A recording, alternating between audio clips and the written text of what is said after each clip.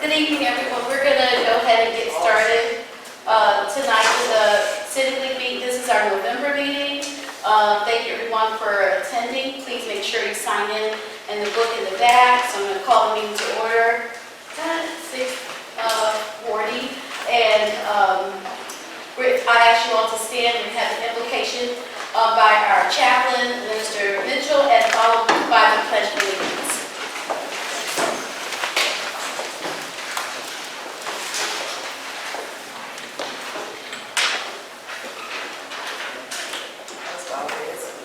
Gracious and Heavenly Father, we thank you for this day. We thank you for your grace and your mercy, but most of all, we thank you for life on today. We thank you for giving us this time to come together as a community to discuss the business at hand.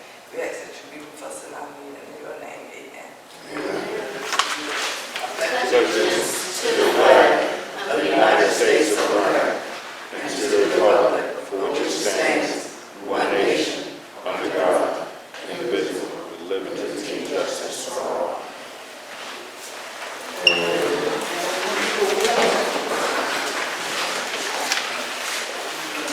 Again, I want to thank everybody for coming tonight. I also, as this is Veterans Day week, I want to recognize and honor our veterans. So if you are a veteran active duty, please stand so we can recognize you, please.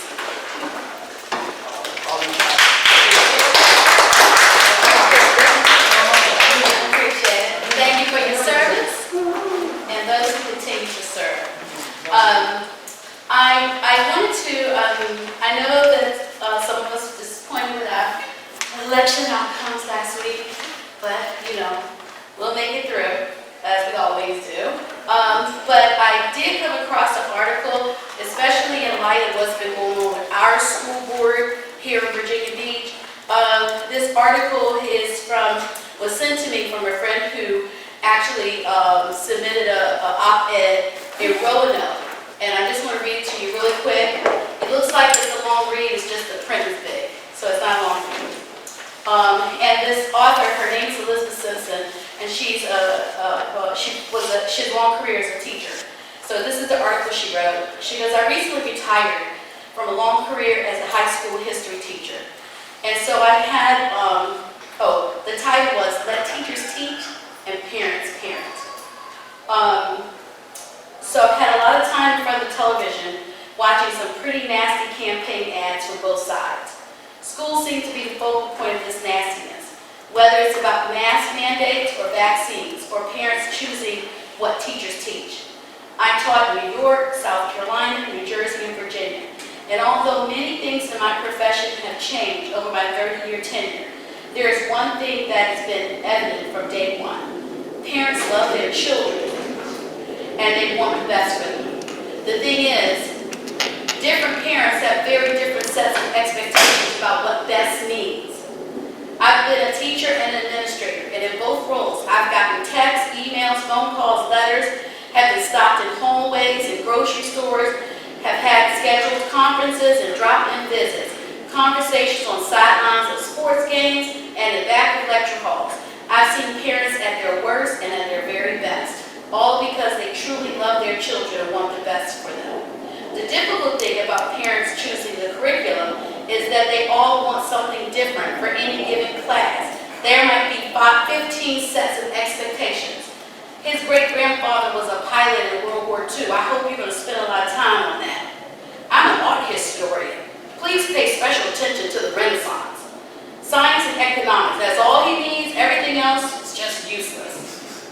Teach her about women who contribute. I want her to know she can do anything. Women played very little part in history, yet my son's only got a 90% on the quiz because he missed a Marie Carey. That's just not fair. Everyone has an opinion based on their own experiences and expertise. I have friends who are still in the classrooms and I watch them work hard to do the job they were trained to do. They have studied instructional methods, curriculum standards, have taken advanced courses from pedagogy to discipline, and learned a ton on the job. This is their profession, their area of expertise. For many of them, it is also their passion. They love their students. And as educators, their job is to educate. Education comes from the Latin root, which means both to instruct and to develop one's innate capacities, according to the American Heritage Dictionary. Teachers do want to encourage their students' interest and strength, help them to find their voices, support them in asking good questions. Good citizens ask good questions. They think for themselves. They make their own decisions. That is what Thomas Jefferson was hoping when he introduced the bill to fund public education in Virginia. It is an atmosphere of thoughtful listening, learning, and questioning that teachers are trying to provide. Parents then, it is hoped, sit around the dinner table and ask their children about what they're studying in school. Parents are an integral part of schools in so many ways, helping learners to recall information, process that information, ask questions, give perspective, and modeling another form of dialogue or argument. Parents and families are integral in the process of learning, in the process of growing good citizens. Parents educate their children too, clearly in countless ways. They come first, as they are the models of behavior and values of their children. Churches and community organizations and jobs can be integral in growing good citizens, good people. It does take a village. That's how societies are supposed to work. And if it sounds like I'm hearkening back to a bygone era and nothing works that way anymore, then I think it's time we stop blaming schools for what's missing in children's lives. And instead of seeing each other as enemies, we come together and fix what is broken in the very fabric of our civil society. That can happen when we stop fighting, shouting, name-calling, bad-mouthing people with whom we disagree. It can happen when we model the behaviors that will stand our future citizens in good stead. This is a good article, I'm sorry, y'all. I had to read the whole thing. To quote Thomas Jefferson, an educated citizenry is a vital prerequisite for our survival as free people. So I said all that to say we really have to pay attention to what's going on in our Virginia Beach School Board right now.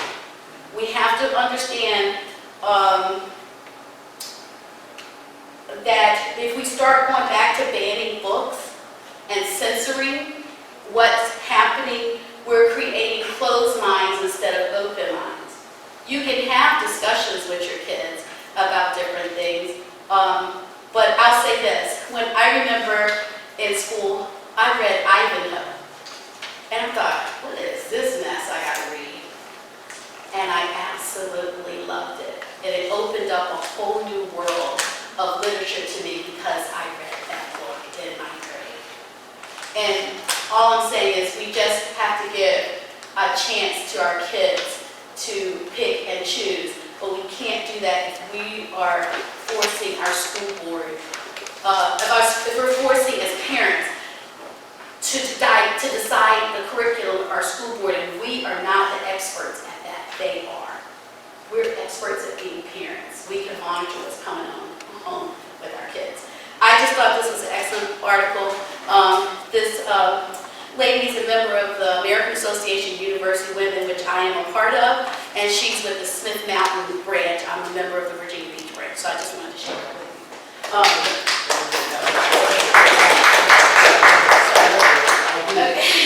Okay, so we're going to go on with our agenda. I have Greg here, Captain McBrien's here, Sharon, I see you're here. I don't see Guy Tyler. I think he might be out of town. I think that's what his email said. Okay, and then we also have our speaker from the Sierra Club. So we will go in those orders. So I will start with you, Greg. Thank you so much for stepping in for Carrie. Sure.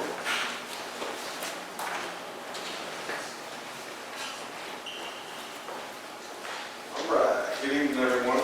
Good evening. I just have a few highlights for the month of October. Here at Seatack, we did offer a blood drive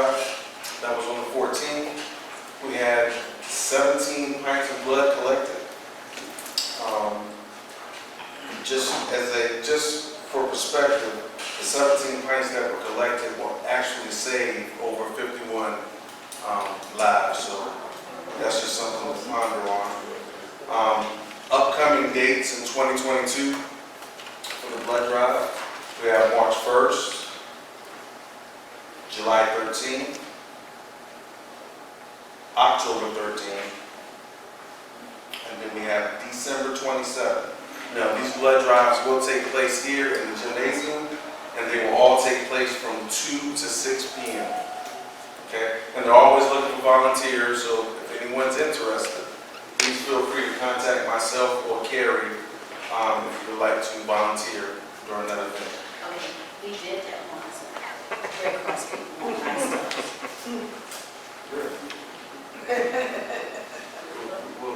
We can talk offline, just want to make sure I'm talking. All right. We did, we had to play for 9 months. I'm sorry for that. Yeah, I didn't blame y'all. I wrote a letter to the Red Cross people. Okay. Just some of the other events that we had, guys, in October. On the 23rd, we had a Little Pumpkin painting party, and this was a great event. We had families come out, mom, dad, and kiddies, and we actually went out and purchased pumpkins and they painted them. And then we did a presentation at the end of the program, and the families loved that. That was a great event. We had a Halloween party for our Forever Young, our Golden Hours participants. And that was nice. Let's see, what other updates do I have? All right, so I'm going to skip around to departmental updates. So for the department, at Williams Farm Park, they had a touch truck event, which had over 900 participants. That was in Williams Farm Park. Okay. At the Great Neck Recreation Center, also in October, they had an event called the Gula Palooza. Okay, and they had over 400 participants. Okay. Now, as far as Seatack, we did coordinate a pickleball tournament. It's called Fall Brawl. We had over 60 participants. That tournament actually took place at the Great Wing Park. Just something as an update for you guys to know regarding Veterans Day. We are open to the public, and we will be open from 9 to 5, and that's our hours. That's like our weekend hours on Saturday. So what we want to do is give, though we're celebrating the veterans, we want to give you guys an opportunity to come in and do some recreation. So, as far as voting, a lot of the recreation centers were used as voting sites. For instance, here at Seatack, we were an early voting site. Also at Bayside and the Great Neck Recreation Centers. Actually on November 2nd, Princess Anne and Bayside were voting sites as well. Coming up in November, we have the Santa's Stocking event. That's going to take place on the 5th and 6th at the Princess Anne Recreation Center. November or December? Let me double check. Yeah, that's right. November? So that's already passed. Yeah. Yep. So on the 19th and 20th at the Kempsville Recreation Center is the second part of the Santa Stocking. So we typically offer Santa Stocking at the Princess Anne Recreation Center and at the Kempsville Recreation Center. So Kempsville is the 19th? Yep, 19th and 20th.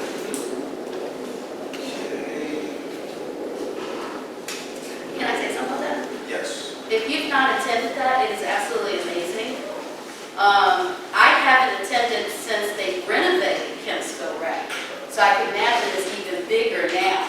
But the year that when I went, I was a member of the City of Virginia Beach Clean Communities Commission, and we sold ornaments.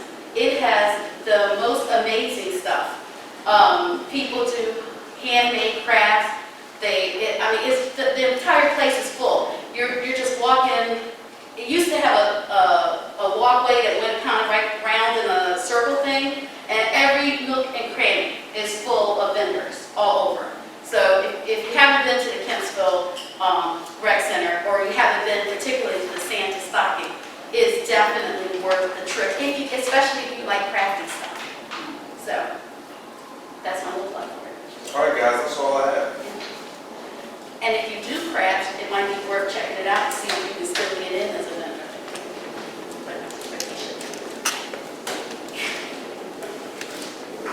Okay. Thank you.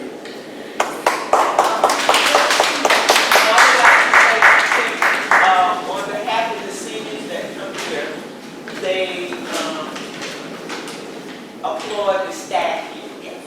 very much. And I'm a lazy driver, so I walk here and drive here, and that's why I come. But other people come, go to Prince's Ann, Kentsville, Breakneck, and Williams Farm. And they were talking about it today, and said this is the best place to come because the staff is outstanding. For the Forever Young. But like the seniors that play pickleball, and they just feel that this is the staff here, it's outstanding. Well, thank you. I will share that. My mother loved it too. And I would say, she didn't want to come. She goes, she trying to put me in daycare. And I was just trying to give her an extra activity. And she came and loved it. Couldn't keep her out of it Monday through Friday. And I will tell you, Mama used to call me sometimes 5, 6, 7 times a day at work. When she started the Young program, I didn't hear from her. She had her own friends, Miss Omi, and everything. I didn't hear from her. Okay, so now we have, and I'm trying to stay away from the mic because he already cleaned it, Captain McBride. I didn't say McBride, it's McBride. I know, you always answer, you're so sweet. Hey, good evening, everyone. It's great to be back with you for another meeting. Appreciate the opportunity. Before I forget, the chief would like to come out and speak on your upcoming meetings. I think he's scheduled for December. Is he? Okay, I wasn't sure. I'll verify. Yeah. When I say verify, I'll verify it's on his. Oh, she's got my phone, so I can't check my email, but I do believe he's December. Good deal. Uh-huh. So anyway, since our last meeting, lots of great things have occurred. If you remember, I talked about some homeless on homeless crime issues and how we put together teams of what I call homeless outreach teams, hot teams. And those have been very effective to the point where we've had no more homeless on homeless crimes. That doesn't mean the whole issue's gone away. Please, don't think that. But what it means is we're making some positive headway in that regard. Especially, like I said, behind the storage area, all down 17th Street, all the way down to the ocean front. So we're starting to make some good progress there. But that's got to be continued throughout the next couple of months, especially as it gets colder. So that's our number one focus now, is, like I said, calling your life there. So I'm happy to report that those have been very effective with our folks that are from the Housing Resource Center. The officers are going along also, but again, as I stated, the intent is not to do anything from the legal side, it's to support from whether it's substance abuse, mental issues, whatever that is. So not to put them in jail, but to give them the help they need. Yes, ma'am. Okay. And if somebody's illegally trespassing somewhere, we're not going in there trying to arrest them. Okay. We're actually giving them notice, hey, we're going to help you. We're going to help you go, but you can't stay here if it's on somebody's property. What about the beach? Because wasn't there some ordinance for the city council, they were talking about the tents at the beach or something with the homeless? So it's, technically, they can hang out there. You're allowed to hang out on the beach. You're allowed to hang out on a bench. But yeah, so we're doing our heavy outreach to try to get them to the services they need. Okay, Yeah, that's so good. that's the intent, and it's very effective, so that's good. And then we talked about mental issues and stuff like that, so that's good. We had our Fall Harvest Festival, which was geared specifically for the two, when I say specifically for the two trailer parks, however, it was open to the public. 600 people came out. Tracy met. Yeah. Thank you so much for your help with that too. Yeah. Bounce houses, fire trucks came out there. Of course, always a great supporter. Yeah. Yeah, she always comes out. She was giving out hygiene stuff, I believe it was this month. Yeah. The idea is. So supportive in all of our efforts with these kids. I cannot thank her enough. And she always comes out and just great to have her support along with it. So I gotta give her a shout out all the time. It was very effective. We got to, again, continue our outreach efforts into those areas. Our next step in there is to start going trailer to trailer with housing folks that have money to help get them up to code. We're not only going to do that with housing folks, we're also going to do that with code enforcement, not from up, let's write them up standpoint. Again, this is outreach. But we're also going to look for some faith-based initiatives to support some of the trailers getting up to code for now. Oh, okay. So that's our third phase. Our first phase was going into the neighborhoods with the ice cream trucks and stuff like that. Our second phase is what we're doing with the festival. And then the third is now going trailer to trailer. With that said, lots of great stuff going on in Atlantis. I know I brought up at the beginning of the meeting before some of you folks came in. They're about to finish up the first phase of refurnishing the apartments as well as the outside. Huge success there. And they're going to do a kind of a grand opening.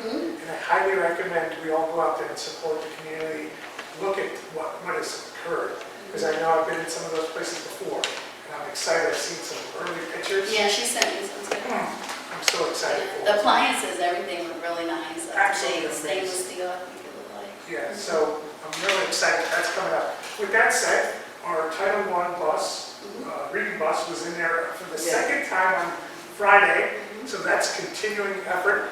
Like we talked about, the parents' meetings with Fairstead have doubled in size since the first. And we also, I actually was on a call last Thursday with Fairstead and some other, talking about just all the continued initiatives and making sure that if we're having gaps, we're getting, those gaps filled.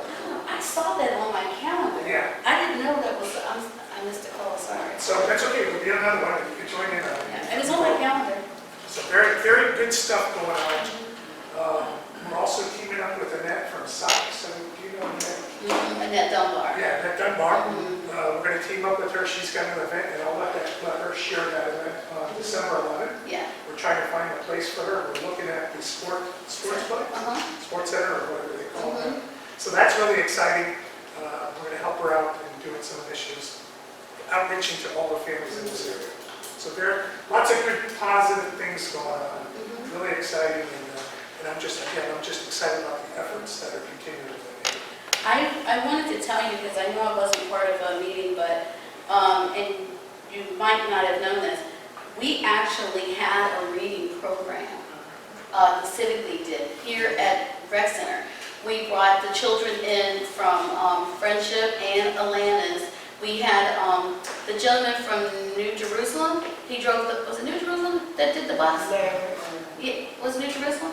Yeah, he went and he picked the kids up with the bus, and we had a reading program in the gym, and we were reading books that were children that looked like them. So we wanted them to read books to kids that looked like themselves. We had a whole little, we even had a DJ. Yeah, And then, DJ, had a tent set up. Right, and I did calling posts to remind parents, and we had somebody going door to door in Friendship, I think it was, that was getting people. Well, the key was, we didn't have a good turnout until George started sending them home with food. Do you remember that? He bought that food out of his own pocket. He would have like food bags, so that they went home with little bags of food, and that was the key to get them where the parents would send them for the reading program. And but we really did. If we want to start that up again, I'm excited to do that. We'll get support for food bags if food bags work. Yeah. We'll get. I promise you, I will get some. But I think well, they're doing a reading program. We can just support what they're doing. I just want you to know that we did that, and we also, with Clever Communities, raised money for books that were put into both Seatack and Birdneck elementary schools, right? We raised money to put books into those schools so that they had books that looked like them. So this program is specifically for the pre-K and all Pre-K, that. okay. So we probably have a gap there that we need to fill with starting up something similar, but that'd be great if we could. Okay, I'll keep that in That's mind. exciting. Somebody have a question? Did anybody else have any questions? So lots of good stuff. Again, I appreciate the opportunity. As always, I appreciate all the support you all give us in this effort. Anything for me? Anything else? No. How did everything go with the wicket race? Good, real good. Okay. Good, very good. Alright. I did get an email back from Bill Kelly, and so you were on email, so you saw it. Okay. But we are going to continue our Conversations, yeah. teaming up with Annette and her. Yep. What she's going to do is she's got a new move program. So we'll get Jay and racing on that. It's Yeah. still continued support. And I think our ministers still want to meet with them virtually, so I That would think be awesome. I think that's going to take place too, so. So thank you all. Appreciate it. Thank you. Oh, yeah, thank you. Appreciate that. And so, before I bring up our speaker for tonight, I do want to remind everybody as we're coming up on the holiday, I know that in the past we used to work with Justin Hunter and do the turkey giveaway. We're not doing that this year as a civic league, but I do believe some of the other locations, churches may be doing that. And as I get that information, I will put it out. Pastor Poole mentioned something, I'm sure I don't have the details yet for Rehoboth. But as we get information about what the other, what the 4 churches in the community are going to do, we'll make sure we get that information out on our Facebook page or on our calling post if you have to register in advance, which you probably do. And then I want to remind you, I did leave on the back table, tomorrow is the opening for the wait list for housing choice voucher. Keyword in this sentence is waiting list, okay? So it is reopening. That you can go to the libraries, not Virginia Beach, Oceanfront, because it's closed, right? So Bayside, Kempsville, Princess Anne. Oh, you can come here to the community center. And this is tomorrow from 7 to 7. And I have extra flyers back here if you need them, and they'll help you go through the process of what you need to do to get on the waiting list. But again, it's a waiting list. It's not, you're not going to be signed up for that voucher program. And so now we have Hunter Knopfsinger, and she's with the Sierra Club, and she reached out to talk to us a little bit about some of the things that they're doing in the region. And some of you may not know, but the Sierra Club was very helpful when we were trying to get and hold GTS accountable for the promises that they made. Gary Metlin is part of the Sierra Club, and his wife and I are on AUW together. See, a taste and no folks, I'm telling you. So they have helped me tremendously with legal information. Gary has attended meetings with me, with the city, with the president of the GTS, and he does not back down. I was like, I like this guy. So he helped me tremendously. So when Hunter reached out to ask, I said absolutely. And I think there's another member of the Sierra Club who's working with you guys on the for the rec center. He's the Sierra Club. The guy I gave you the name. Oh, okay, we haven't talked to him yet. Oh, I thought y'all had already talked to him. Okay, but so anyway, he had reached out to us. We want to, the city has talked to us about renovations of this facility and different ideas about it, and we're trying to stay in front of it. They're of course saying they don't have money to renovate, so we don't need to worry, but we want to be ready so when the money comes, we're ready and on top of it. So anyway, so if you all please give a warm welcome to Hunter, please.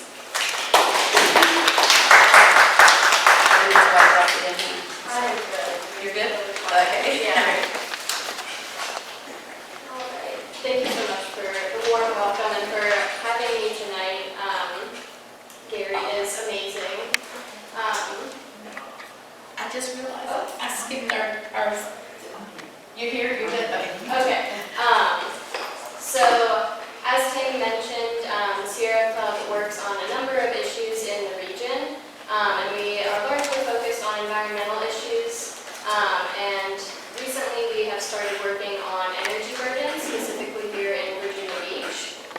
And so, energy percentage of a household's income that goes towards paying energy costs. And that's just calculated by dividing out annual household energy costs divided by your annual household income. And we're working on getting an actual calculator up on our website. We're finding someone that has one already. But a household is considered energy burdened when that cost exceeds 6% of someone's annual household income. And a house is considered severely energy burdened at 10%. And here in Virginia Beach, some households are getting up to 17% of their household income going towards energy costs. And that's really, really bad. That can mean someone choosing between feeding themselves or paying their electric costs.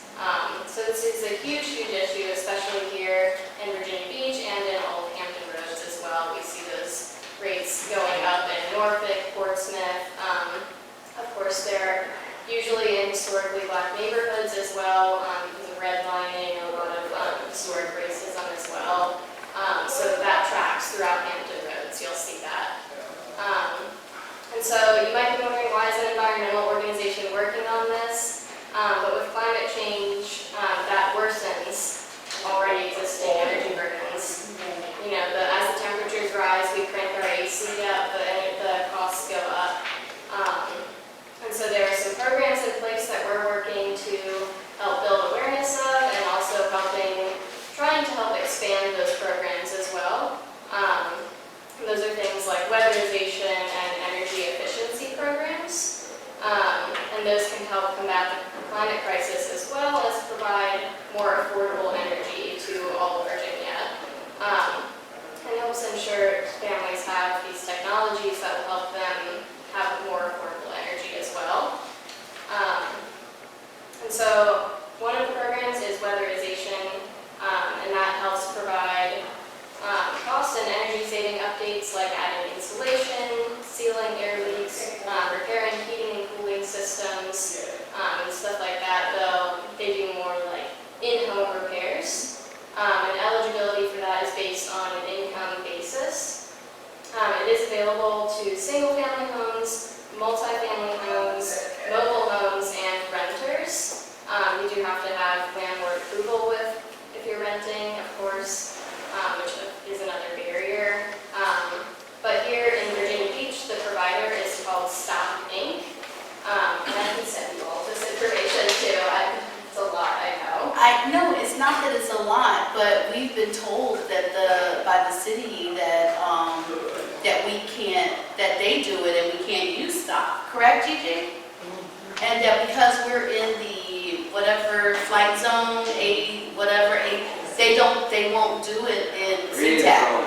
Really? Yeah, we go. The guy sent me a link like to their the city's the map thing. If I plug in an address, like my address is good, but like if I plug in like Ms. Melvine's address on Hughes, she can't do it. So here's what I found. I've been on a committee for what's the energy place? Our energy company. Dominion, thank you. Dominion Power, Coastal Virginia Offshore Wind. I've been doing on their committee, and while on that committee, I found out that they have an energy share program. And their energy share program has nothing to do with the ACZ, I don't know if I'm saying it right, and so they have gone in and, like for example, Ms. Melvine, I gave them their name and address, and they went in and they did just what you said, all the weatherization, they insulated the attic, they did underneath, they put a whole new air conditioned train system thing on the back of their house, they put all the LED lights inside, the fans in the bathroom, and weather stripping on the doors. They did all of that. And then they also did Jimmy Oles. They also did his house, and then with his house, they fixed the ramp because wood was rotten. They fixed all of that too. So, he did your mom's house too? That's right, I forgot. So what happened was I sent them a list of names. Now I did have some people that was on the list that they either didn't answer or against stuff, and now they're backed up, so they're still calling people. But that's what the city told us. We knew about STOP, but they told us that we did not meet the qualifications under HUD. I'll have to look into that, because the Weatherization Assistance Program is a federal program. From HUD, right? Yeah, so it should be available to everyone, which Please I will do. definitely be looking into that, because that is not okay to me. And I will get back with you about that. Because they also have a deferral program with the Weatherization Assistance Program, where if there's like health and safety issues, they will go in and fix those before they do the weatherization updates. Because, you know, if you have a leaky roof and you add insulation, you're not addressing the real problem there. But I will definitely look into that for you. I would appreciate it. Yeah, of course. I'm so glad you came and said that. Yeah, that seems very odd to me, because I've spoken with the city of Virginia Beach as well about the programs offered, which also leads into the Energy Assistance Program, which is based on locality. So for that one, it is financial assistance to help with energy costs. And as we are heading into cooler weather, the fuel/heat assistance program has opened up. And the applications are accepted, I want to say through mid-January, but I will double check that date. And the applications are available online, over the phone, or in person at the Virginia Beach Human Resources Office. And they also have a water assistance program that uses year-round and does financial assistance for water bills. The water too? Okay. So is the application is clear? It's online at commonhelp.virginia.gov. Common Health? Okay. Oh, it's a common health application? Yes. Common Okay. And then they also have it over the phone. Can you give that Common Health what? Help what? commonhelp.virginia.gov. Okay. And it's over the phone and in person at the Virginia Beach Human Resources Office. Okay. And they have English and Spanish applications. Is that part of DMAS? I think it is. Don't know. It's, I think that application, that, it just, keep going, I'm sorry. no, you're fine. And then similarly, there is the Low Income Energy Assistance Program that also helps with bill payment assistance, weatherization, and energy-related home repairs. And you must need financial assistance with energy costs to be eligible. And they request that you call to make sure that you're eligible. They don't have a ton of information that is readily available, which is something that I would like to work on with them to get more information that's not just online out to the public. And then more recently, a federal program has been put out called the Communities LEAP program. And that helps communities take direct control over a clean energy future. It provides support materials to develop locally driven energy plans. And it's available to assist up to 36 communities that meet the qualifications of being a low-income community and an energy burden community. It's called Communities Leap. Is that like when they have, like I saw a thing in DC where the community had their own solar farm, and then it was supporting the, like, so many households in that community. Is that similar? So this is more, it's like technical assistance that will kind of act like a study as well to help communities identify pathways and roadmaps to get to a clean energy future. So if someone were to come in and say, no, that won't work, you know, you have an actual study, an actual, can't think of the word,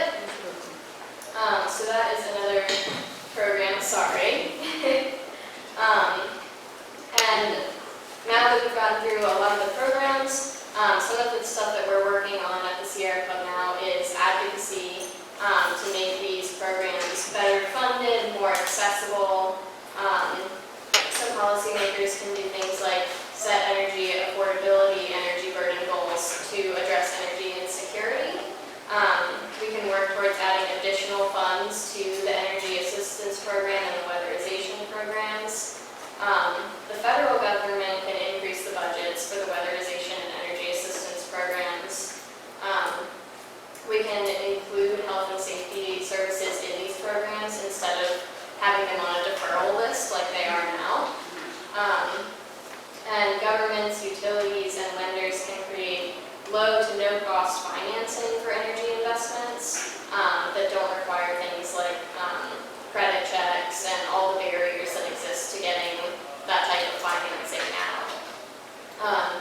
So that is what we are working on in Virginia Beach. And we are here to support a lot of communities. I'm just getting started with my outreach, but this is fairly new to us, and I'm excited to be working on it.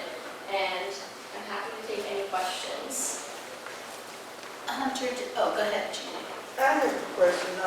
Your energy assistance program, the first one you were talking about, is that income driven? Yes. Yes, so the energy assistance program and the weatherization assistance program are income-based. And then the one through the Salvation Army that you were talking about, I believe they need like a cutoff notice, or they have a few more requirements for applying for that one, for the Salvation Army Energy Share. Oh, okay, I didn't know that. Did I have that on there? So do you go to the Common Health DA.gov to get these applications, or? Yes. Or the low energy assistance program also? Yes. Okay. Mhm. Yeah, if you send me that, I can put it on our website. Yeah, absolutely. And I have like information sheets, but we were unable to get them printed in time. Okay. But I can send you a PDF. Yeah, that'd be fine, I'll put it in. The other question I had is, because I know Sierra Club looks at a lot of different things.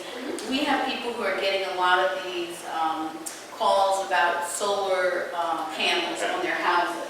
Yeah. And, but some of them are not, they're portraying themselves as a program that's offered by the government, but some of them are not. Do y'all have any information on what's going on with that? Because they're preying on minority communities, older people, and so we would, we've been trying to help our community with that information, but I don't have a lot on that. Yeah, so that is a program that is offered, and that happened to one of my friends, and luckily she messaged me before signing anything. But I have a contact I can email you. Her name is Ruth, and she does a lot of solar installs on like churches and stuff that deal with these programs, and she would be a bit more knowledgeable on like who to trust and kind of like the more intricacies of it, because I know more of the policy, if that makes sense. No, that would be fine. If you could send me that information, I can get it out to everyone. So far, I've been using Facebook because we have lost our email section of our website. The company just got rid of it. We were using Vistaprint, and I haven't figured out how to use MailChimp or one of those other ways to get emails out to the whole group yet. And then, so we have to recapture everybody's email. But yeah, I'll try to, if she can give me that information, that would be helpful. We'll try to get as much information out to the community about those, because we don't want anybody scammed by the solar energy absolutely. stuff. Yeah, and there are some people, what happened to my friend is someone posed as being from Dominion Energy. So it can definitely be scary, and she's with Norfolk Solar. Okay. So she's local, she's on the ground working with communities, doing these installs on churches and low-income communities and stuff like that. So I'll definitely put you in contact with her.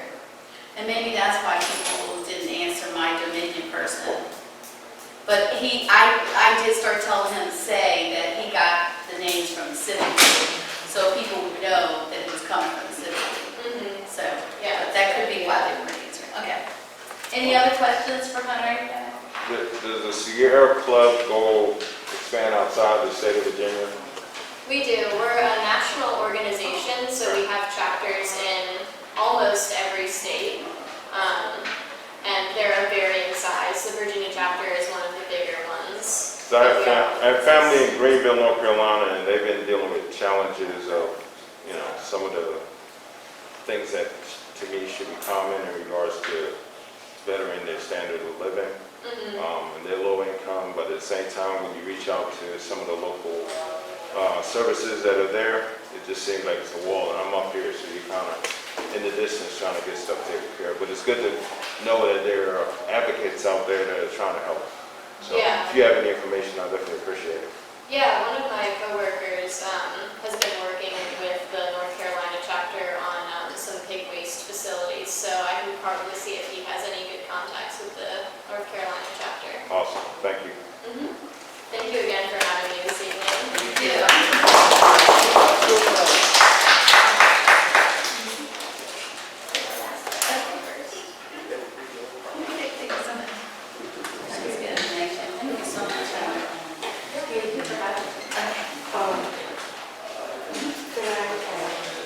Miss Sharon, come on, I'm so sorry. Okay. You guys, we're having our, Sharon Dalton is our beach representative for the school board. She's going to come share some information with us. Thank you. I'm glad to see all of you here. And first, I'd just like to say that I want to tell Ms. Rice how much I appreciate her and how much she support in all things when it comes to community. She's always there for me.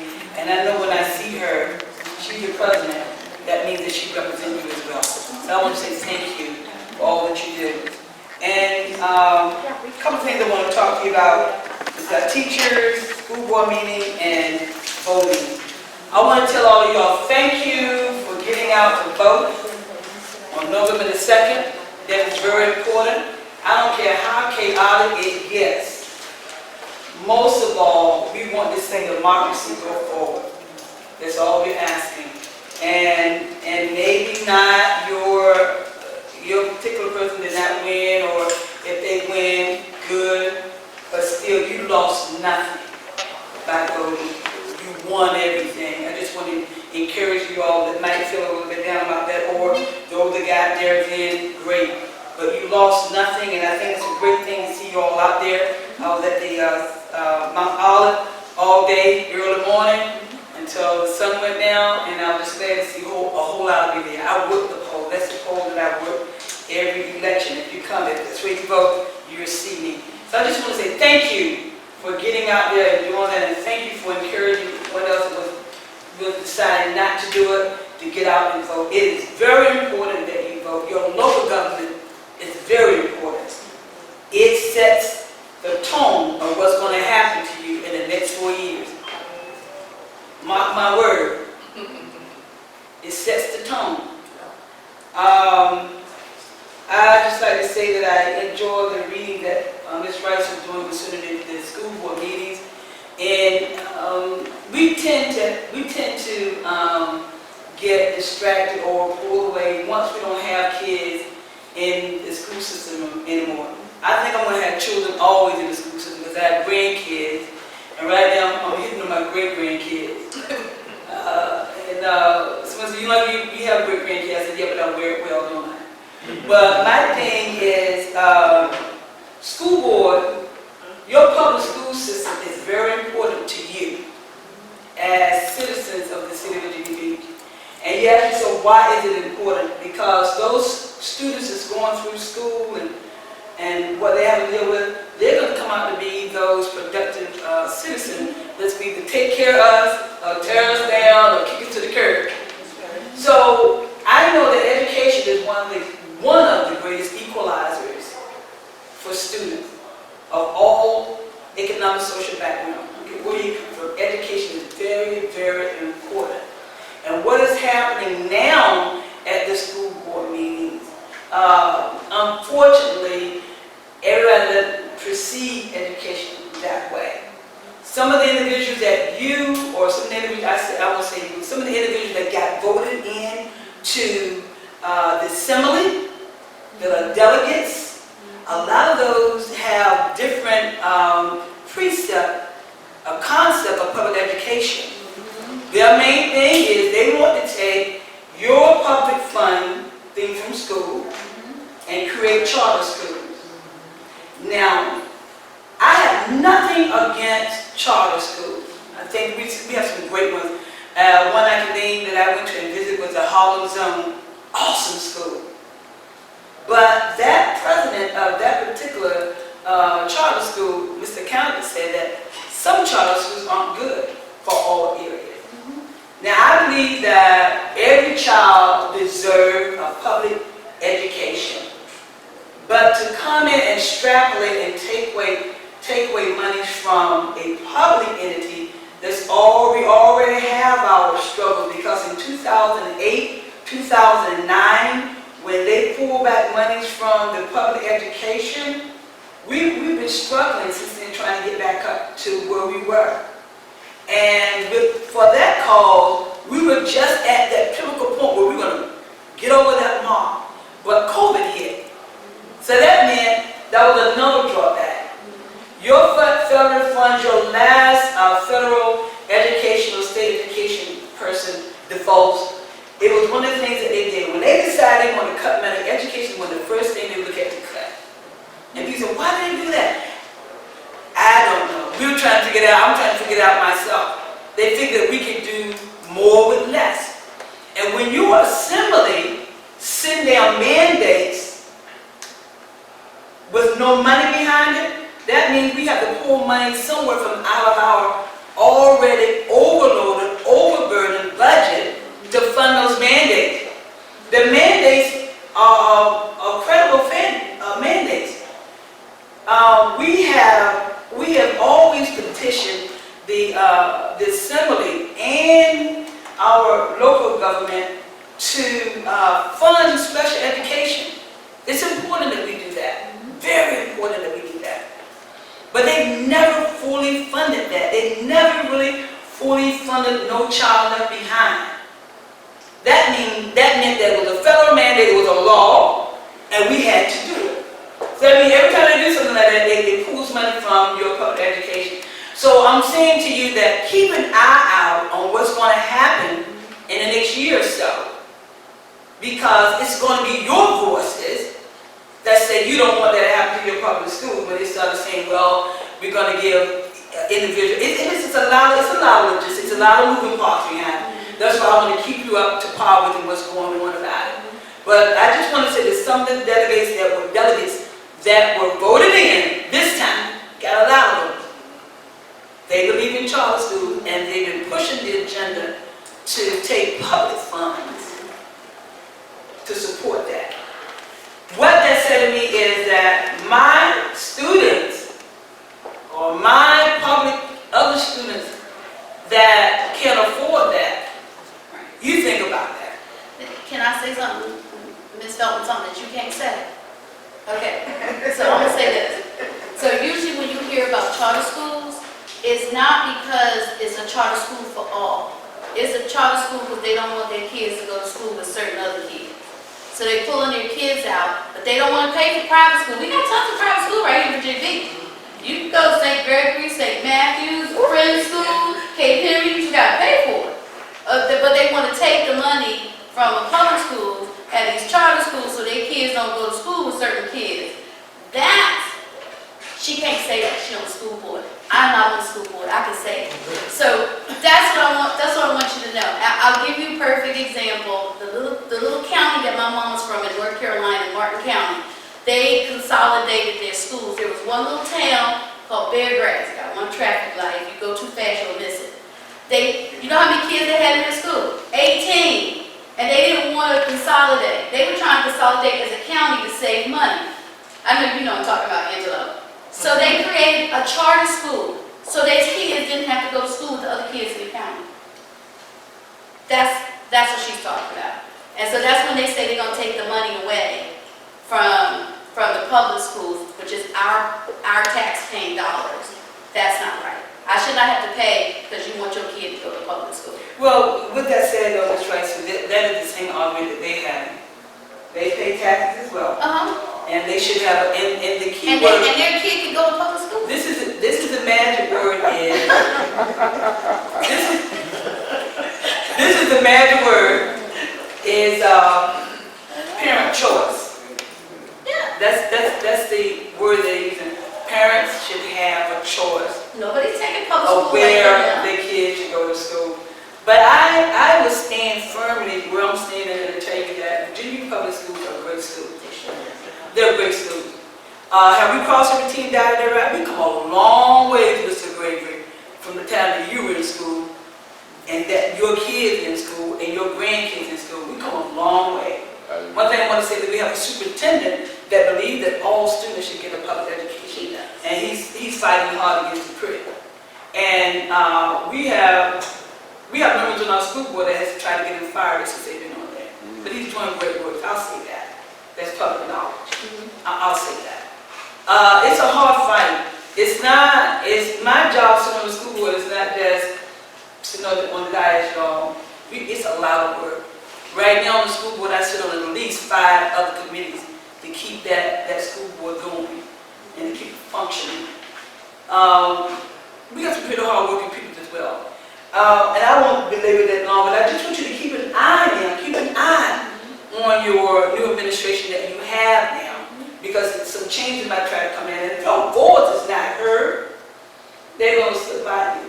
Let's not sleep on this. And I'm just giving you a speckle of what has been said and done as far as public schools are concerned. I believe in public school because public school will educate all eligible people. They will.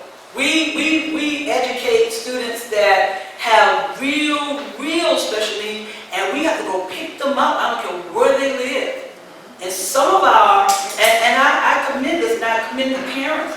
Some of my students have special needs. They go to private school, but we go pick them up from the private school and bring them into the public school because the law says that we have to give those students what they need to be a productive student. I have nothing. I agree with you wholeheartedly.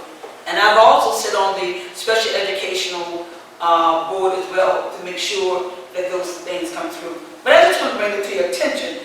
Thank you for your support. I heard you talking about the school board meeting and the banning of the books. This is a real thing that's happening. But we found out that even though we have books in our library, it is a process. And you just cannot snatch a book out of the library. Thank goodness. You cannot just go in there and take it off the shelf because some of the librarians got upset and started taking books off the shelf. But when the American Library Association and the National Library Association sent us letters and said, if you remove those books without processing those books, we will sue you. Good. You cannot, and we found out that we couldn't do that, so we put a advisory board together that consisted of teachers, students, and parents to look at these books and to make sure that we're complying with what needs to be done. I want to tell you that we restructured our agenda, Ms. Rice. We restructured it so that students are allowed to come to speak, and the student speaks first. Good. But y'all had some long meetings. But we cut that back too because it was It was 11 o'clock. I'm like, I gotta work tomorrow. it really was not fair to the teachers, No. and we weren't getting to the business of the day. So we had to restructure our agenda. The students spoke last. You would be proud when we had over 20 students to come to speak at the school board, and I'm telling you, our students are. Some of them, when they get to finish talking to them, my eyebrows are blown away because they're so phenomenal and how they present themselves and what they want for their education and what they think that we should do. And that, I think they should have a voice. It's all about them as well. But thank you for all that you do. And we're trying to care about, if you get a minute, I know we're all busy, but if you get a minute, sometimes tune in into our school board meetings and look at them. They have become very chaotic. Very chaotic. And this up and down the seaboard, it's up and down, it's nationally. Yeah. Don't forget the non-existing critical race leaders. Ms. Rice on the road with this evening, you all. We've had school board members to actually resign from not our school, but in other cities, Yeah. in other locales. They actually resigned because they were being threatened, Threats, yeah. they were being harassed, and we've had some of that as well. But it doesn't exist, y'all. My favorite thing is the interview on, I can't think of the podcast. They asked a man, what was it about the critical race theory that bothers him? He says, well, I don't know all of it, but the parts I do know I don't like. And they said, what part do you know? And he couldn't give them an example because it don't exist. To be fair to you, Ms. Rice, to be fair, critical race theory is a philosophy, the thought that was presented in law school. Oh, I meant it doesn't exist in our schools. It does not exist in our I'm sorry, schools that's at all. We do not teach this. Right. It was actually put forward together by Mr. Bell and another, her name, I'm so sorry, I don't know what I was talking about it this evening. And it was taught in law school. But the basis of CRT in the law school was to talk about the 13th, 14th, and 15th Amendment. And when you look those up, they talk about being a citizen, the right to vote, and the right to be a to live in this country. And they said if those amendments exist, the 13th, y'all look at them, 14th and 15th Amendment, if they exist and we embed them, why aren't they actually used and addressed and for everyone? Let's talk about that. Let's have a conversation about that. And it's too deep to go into, but it exists in higher education. We never had CRT in our public schools. It never was taught at all. And if you want to talk more about that, I will. Y'all call me. I will have personal ones. I know we have a short time here. With any of you, if we want to sit down and have a one-on-one conversation, a group conversation, I would do that. Because I need to let you know that public education is very important. And it's one reason why I got on it, because of our students, the ones that didn't have a voice, the parents didn't have a voice. That's why I ran for schools, so those parents that have a voice. So I could speak to them and for them. Number 3, and I'm through, this is my last one, about our teachers. You notice that we decided to take Wednesdays. We decided to take Wednesdays. November the 17th, 2021, December 1st and the 8th and the 15th, 2021, January 5th, 12th, and 26th, 2022. These are all Wednesdays. And we are doing this because this schedule will provide teachers with 2 hours of unencumbered planning time to complete planning, assessment, and communicate with students, parents, or their staff. When we went back into the schools, when the federal government said we had to go back into school face-to-face 5 days a week, what happened was we took away those amenities that I just named. And the teachers did not have any time to do anything. We heard a cry out from our teachers saying that we're having burnout. We need this time to get ourselves prepared. And this is what we decided to do. We're going to make the 24th, I believe, the 24th November a whole holiday for them as well. If things change, I will let you know. But this is why we did it. It wasn't just out because they're going to have a holiday time, but they actually needed the time. And the teachers are a very pivotal element in our schools. Without our teachers, who's going to teach our students? And I'll say this to you, and I'm going to sit down, and then I'll have a question. Teaching, or a teacher, is the only profession that teaches other professions to be what they are. Keep that in mind. They're the one component that teaches other professions to be what they are. But I stand before you as a bona fide, exerted, ready to go board member. Have I had things said to me already? Yes, I have. Have I had things put to me? But I don't plan to bow down unless you all tell me don't run anymore. But right now, I'm there to stay to make sure things go through or education is functioning right. With that said, I'm through. Any questions? I have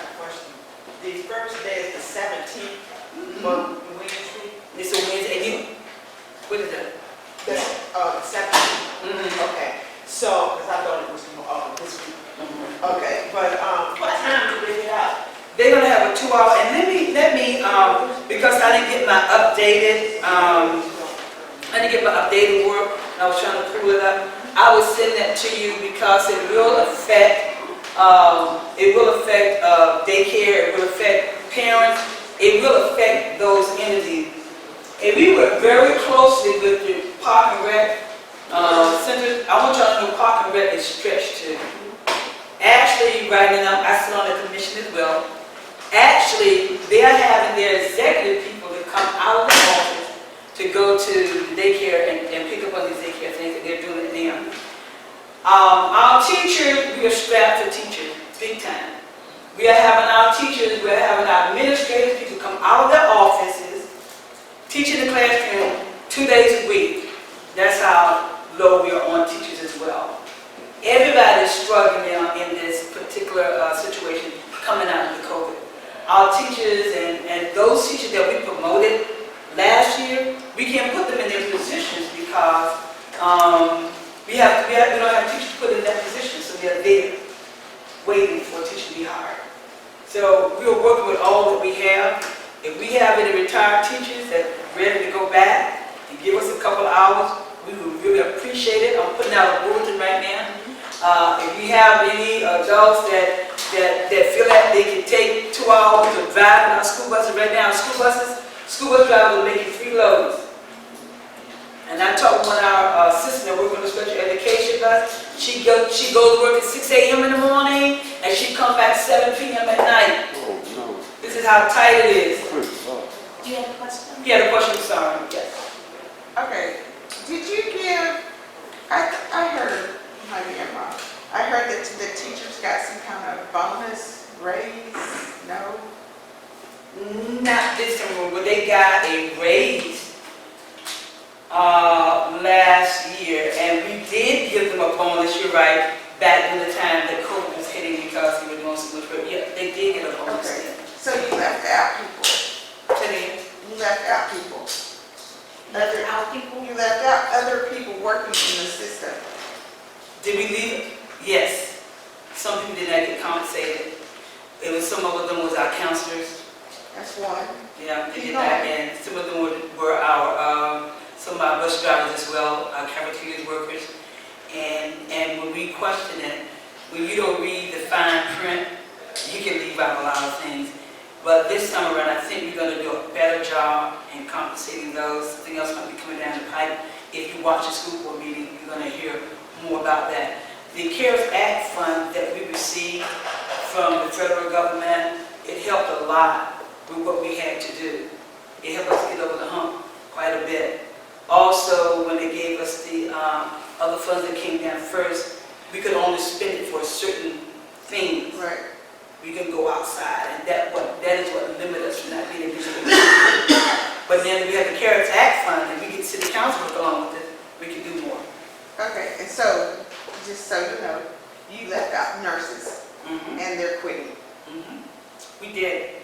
and they're quitting. And so You that, left them out. Nurses are quitting.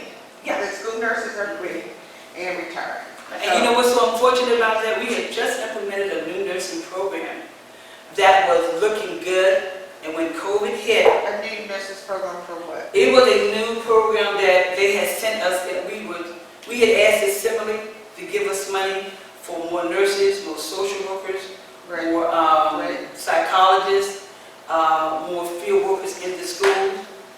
You're right. Right. But let me just say this, teaching, my parents taught, for thousands of years, that's what I would say, but they were teachers in the public school system in Tennessee. And so that's a system I came through. And here in Virginia Beach, Norfolk, somebody said to me, like, why are you here, what are you doing? And my thought was, if I was a single parent, I couldn't make it on the salary. And I said, so the salaries in Virginia Beach Public School for nurses and teachers are based on white women who are married. So a black person, single parent, can't make it on the salaries that they're being paid. unless you stay, of course, 1,000 years. So, I mean, if you stay after 20 years, then you might be getting somewhere based on the current system, But really, it's not almost a living wage at the bottom. And so, nurses that come to the system, 90% are white, and probably 90% are white. Because that's who can afford to take that job. But if you're African American and you're single, you could not make it. You have hit on some, Virginia Beach. you hit on some very vital numbers, because I do know in 2009, when they dropped, when education was hit the way it was, the pay for teachers was $52,000. That was it. It has not moved since then. And that is one of the reasons why we've had great exodus of teachers, exodus of teachers leaving because of the financial and because of the benefits. You're right, and that is one of the things, that is one of the laws that we have put together as a school board and as a state entity to ask the student to give us more money. Now, this is why I'm asking you to watch it. Your administration, that was one of the things that they ran on, that they were going to live a living wage for the teacher. Now, I have yet to see that happen. Yeah, it's a lot of things I can't say. Because they always cut. They always cut the budget. Right. But this is one of the platforms that they ran on to lift the wages of the teachers. And this is why I'm asking for your voice to say very, very loud. Hold them accountable. And hold them accountable for what they're doing, because that is why we don't have, before COVID hit, we had a disparity of teachers, bus drivers, nurses, all of that. When COVID hit, it pulled back the cover and let them see what we were really all about when it came to teachers.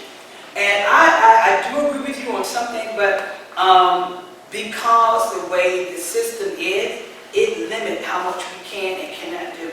And we were trying to pull that budget as hard as we could to make sure everybody got a piece. And if you break it down too much, by the time the taxes hit it, you don't see it. And we wanted the teachers to see their way. But I grant you, hang in there with me. I'm still fighting for that, fought for it then. Look what this administration going to do, and we're going to see how they're going to turn out. This new administration. Thank you. And your name again? Myra Payne. Okay. Also, we have about 5 minutes, so I'm going to be really quick, but I do want to say, Myra, across the board, pay equity, because that's something my AUW fights for, pay equity across the board, across the country. Women make more less than men. We're like at 72 cents per hour, per dollar. And if you're African American, it's even less. So pay equity for white women is like first Tuesday in April. For African American women, it's sometime in July. If you're Hispanic, it's sometime in October, I believe. And I think, and if you're Native American, it's even less than that. So that's across the board, regardless of what job you have. And that's something that, I'm not going to have about American Association of University Women, but that's one of the things that we fight for is pay equity. We fight in Congress, we're pushing the ERA, we fight for that so that we can get that transparency for pay equity. We also have on our website a free tool that teaches women and girls how to negotiate for a better first salary, because your first salary will determine your retirement. And if you start out low, your retirement is going to always be less. So you've got to start out high in the beginning, but that's something it's auw.org, and it's right on their front page, how to negotiate for smart salary. And last thing I'll say is, my daughter's a product of Virginia Beach Public Schools, and she has her PhD in behavioral neuroscience. Okay. We are still taking membership. We have a membership is it's $12, but it's going to be $15 starting in January. So we do have an option where if you pay your $15 now, it covers the rest of the year and all of next year. So you're not paying two separate membership fees. We are still looking for volunteers to help our board. We you know, we have a board of directors, but we can't do everything, and we need volunteers to help with membership drive, with fundraising, and other areas. So if you're interested in volunteering, you must be a member of the Civic League, and working with us, just let us know so we want to use you in an area where you want to work, but we do need your help. Any open discussion of any other items, church announcements, of anything that's going on? I'd just like to make an announcement. Mount Olive Baptist will be giving out 75 turkey dinners. Okay. Baskets, it's going to be November the 20th, I think that's Saturday, Before from they 10, it's either from 10 to 12 or 12 to 2. I left my phone in the car, but if you give me your email address, I'll email you the flyer. Is it on your Facebook page?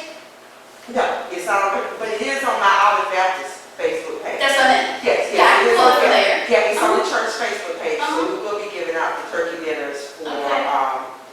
that Saturday. But you have to pre-sign up, No. and it's a drive-by, you come by and you pick them up. All right. So if you go to the Facebook page. So registration required. I'll put that out. Anything else? Any other? Okay. All right. We don't have any other announcements. Anything else going on in the community? Don't forget, tomorrow is the voucher program. If you want to, you can sign up for that. And then look on our Facebook page for all the additional information that we'll put out. And we'll have our chaplain come and, Wait a minute. oh, I would like to say that we have a new lifetime member, Ms. Faye Denise Strong. She's there lifetime. okay, awesome. Awesome. Oh, and you know what else? We did hear from the city council that they're going to try and do something for George for his birthday coming up. And we always, well, the last year, I sent out an email. We tried to do donations to the scholarship fund that's in his name during his birthday month, which is, his birthday is December 2nd. So we probably won't know till the December meeting, but whatever presentation they make, we'll have it here at the meeting for December in honoring of George, our past president. Mr. Rice, can you let me say this, and I'm going to get back in touch with you. The city council, the city of Virginia Beach, they were sued. And they were sued because it said the way that we vote. Yes. You got information? Well, yeah, they have to break down the district. They haven't done that yet, though, right?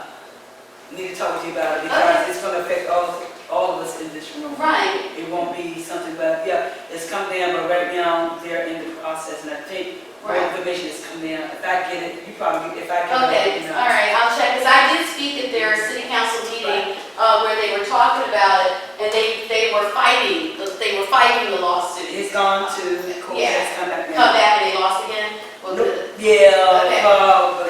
but we be affected. So, our district? Yes, ma'am. Okay, so we'll need to talk about that. So as soon as I find out that information, I'll make sure I get it all out to you. Tracy, you're coming here closing. I'm pushing because the rest of them close at 8, and I try to be respectful of the people who work here. Okay. I'm sorry. Lots of clear. Father God, we thank you for this meeting. We thank you for this time that you allow us to share the business of our community. We thank you for each and every one who presented here on tonight. Help us to be good stewards of the information that we receive. And as we leave this place, but not your presence, God, give us traveling mercy as we